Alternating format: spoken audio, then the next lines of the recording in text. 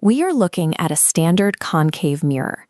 Place a lit candle at a distance, and the reflected light rays physically intersect in the air.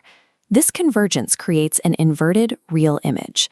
But this reflection changes based on position. As you move the candle closer to the mirror, the inverted image grows larger and moves further away. You are pushing the object toward a critical spatial threshold, the focal point.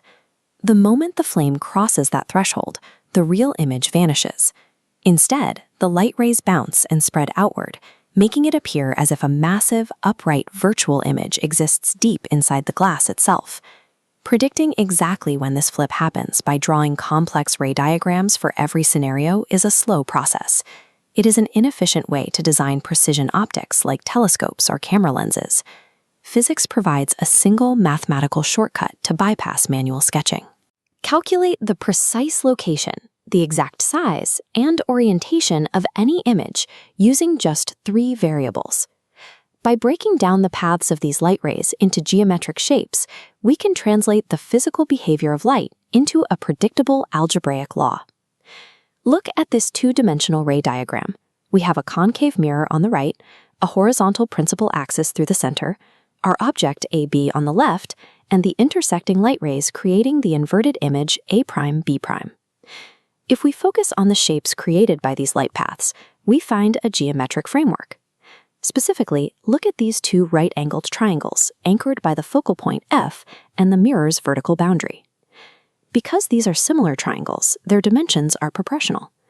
The ratio of their heights must equal the ratio of their base lengths, giving us our first structural relationship. There is a second pair of similar triangles on this axis. These triangles span from the object and the image directly to the pole of the mirror, marked P.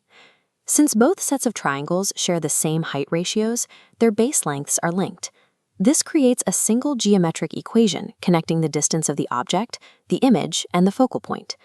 While this relationship is mathematically sound, it only works if we have a consistent way to measure these distances across different mirrors. To make this geometry functional, we use the Cartesian sign convention. This system places the mirror's pole at the origin of a standard coordinate grid, allowing us to assign numerical values to these distances. The system uses a standard orientation.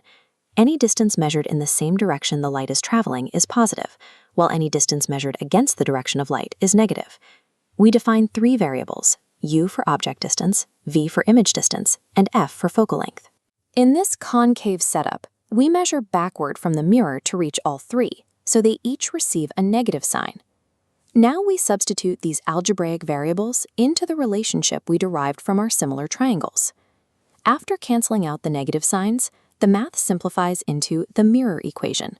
1 over V plus 1 over U equals 1 over F. Applying these same rules to the heights of our triangles gives us a second formula for scale. This is the magnification formula, where M equals negative V divided by U. By combining these geometric ratios with directional rules, we have created a mathematical system that predicts the behavior of light with precision. We derived these equations using a concave mirror and a real image. To see if the logic is consistent, we have to test if it can predict that magnified virtual image we saw at the start. Let's test a convex mirror. Because it curves outward, its focal point is located behind the reflecting surface, making its focal length positive. If we plug a positive focal length and a negative object distance into the equation, V and the magnification fraction become positive. The math aligns with reality. A positive V means the image forms behind the mirror, making it virtual. A positive M confirms the image is upright and smaller than the original object. This consistency is the strength of the system. As long as you apply the Cartesian rules correctly, the equation automatically accounts for different mirror shapes and image types. By relying on these 2 formulas and the sign convention, you can determine the outcome of any reflection. It shows that the apparent complexity of light follows a clear mathematical logic.